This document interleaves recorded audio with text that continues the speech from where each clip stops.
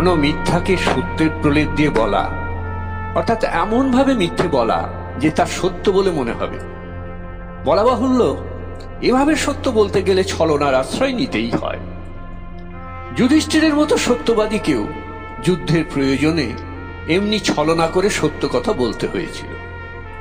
তাঁর সেই বিখ্যাত উক্তিটি অশ্বত্থামা হত ইতি গজ প্রবাদ বাক্যে পরিণত হয়ে গেছে। কখন এবং কেন যুধিষ্ঠিরকে এই মিথ্যে কথা বলতে হয়েছিল সেই কাহিনী বলবো এবার। কুরুক্ষেত্রে তখন ভয়ানক যুদ্ধ চলছিল পাণ্ডব আর কৌরবদের মধ্যে। পিতামহ ভীষ্ম গত হয়েছেন। এবার পাণ্ডব ও কৌরবদের অস্ত্রগুরু দ্রোণাচার্য হলেন কৌরব পক্ষের সেনাপতি। অসাধারণ পরাক্রমের সঙ্গে তিনি যুদ্ধ করতে লাগলেন। তার বীরত্বে পাণ্ডব শিবিরে একেবারে ত্রাহি ত্রাহি রব উঠল। তাদের পক্ষে কত যে হতাহত হলো তার ঠিকানা নেই। পাণ্ডবদের বন্ধু শ্রীকৃষ্ণ তো প্রমাদ করলেন, এইভাবে যদি দ্রোণ যুদ্ধ করতে থাকেন তবে তো পাণ্ডবদের পরাজয় অবশ্যম্ভাবী। দ্রোণ সবার অস্ত্রগুরু, তাকে পরাজিত করবে এমন কে আছে পাণ্ডবদের মধ্যে? তাই শ্রীকৃষ্ণ এক বুদ্ধি ঠাউরালেন। দ্রোণের পুত্রের নাম অশ্বত্থামা, তিনিও যুদ্ধ করছিলেন কৌরবদের হয়ে। দ্রোণ পুত্র স্নেহে অন্ধ, কোন রকমে যদি তাকে বধ করা যায় তবে পুত্র শোকে দ্রোণ আর যুদ্ধ করতে পারবেন না। কিন্তু অশ্বত্থামা ছিলেন অমর ব্যাসদেবের বরে, সে কথা দ্রোণ জানতেন। অশ্বত্থামাকে হত্যা করা অসম্ভব বলে শ্রীকৃষ্ণ আর এক ফন্দি আঁটলেন দ্রোণকে পরাজিত করার জন্য। অশ্বত্থামা নামে একটা হাতি ছিল, যার বিক্রমে যুদ্ধক্ষেত্রে সকলে একেবারে তটস্থ হয়ে থাকত। তিনি ভীমকে বললেন ওই হাতিটিকে বধ করতে। ভীম গদার আঘাতে হস্তিকে বধ করল। এদিকে দ্রোণের পরাক্রমের কাছে কেউ দাঁড়াতে পারছে না।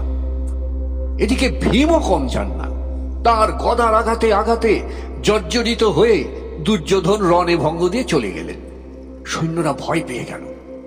তাই দেখে মহাবীর দ্রোণ চতুর্গুণ ভয়ঙ্কর রূপ ধারণ করে আক্রমণ করলেন পাণ্ডবদের। ভীম অর্জুনের মতো মহাবীরগণও গুরুতর আহত হয়ে পড়াতে শ্রীকৃষ্ণ পাণ্ডবদের রক্ষা করার আর কোনো উপায় দেখতে না পেয়ে দ্রোণের কাছে গিয়ে বললেন, তোমার পুত্র অশ্বত্থামা আজকে যুদ্ধে হত হয়েছে। দ্রোণ জানতেন তার পুত্র ব্যাসদেবের বরে অমর, তাই তিনি বললেন, আমি বিশ্বাস করি না তোমার কথা, কারণ চন্দ্র সূর্য মিথ্যা হতে পারে, কিন্তু অশ্বত্থামার জন্ম সময়ে বেদব্যাস তাকে চিরজীবী বলেছিলেন, সে কথা কখনোই মিথ্যে হতে পারে না। তবে ধর্মপুত্র যুধিষ্ঠির যদি নিজ মুখে কথা বলেন তবেই আমি বিশ্বাস করব। শ্রীকৃষ্ণ যুধিষ্ঠিরকে এই অনুরোধ করাতে তিনি বললেন, আমি কি করে জেনে শুনে এত বড় অধর্মের কাজ করব? এত বড় মিথ্যা বললে আমার তো নরকেও স্থান হবে না। না না, আমি মিথ্যা বলে মহাপাপ করতে পারবো না। ভীম তো শুনে রেগে আগুন। তিনি যুধিষ্ঠিরকে বললেন, সত্য ধর্ম পালন করে তো তুমি রাজ্য হারালে, সব হারালে। সত্যবাদী হয়ে কি লাভ হলো পাণ্ডবদের? তুমি না বলো, আমি দ্রোণকে বলবো অশ্বত্থামা হত। কিন্তু ভীমের কথাও দ্রোণাচার্য বিশ্বাস করলেন না। তখন যুধিষ্ঠির দ্রোণের কাছে গিয়ে বললেন, অশ্বত্থামা হত ইতি গজ। যুধিষ্ঠিরের মুখে এই কথা শুনে দ্রোণের প্রাণ কেঁপে গেল।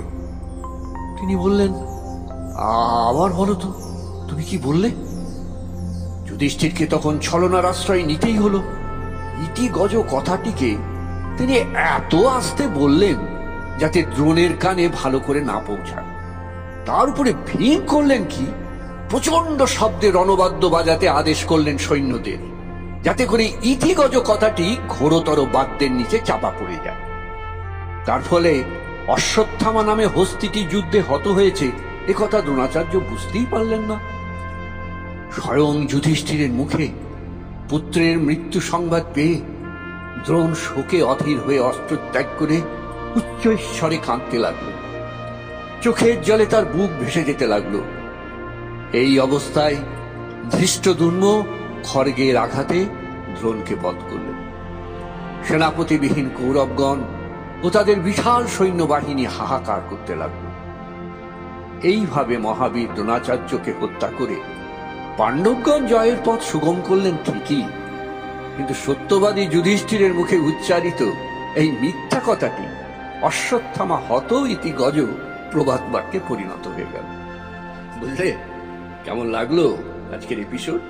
অবশ্যই জানিও কমেন্ট করো। ভালো লাগলে লাইক করো, আর মন চাইলে অবশ্যই সাবস্ক্রাইব করো আমাদের চ্যানেলটিকে। আবার আসছি খুব তাড়াতাড়ি নতুন কোনো গল্প নিয়ে। ততদিন ভালো থাকো সব।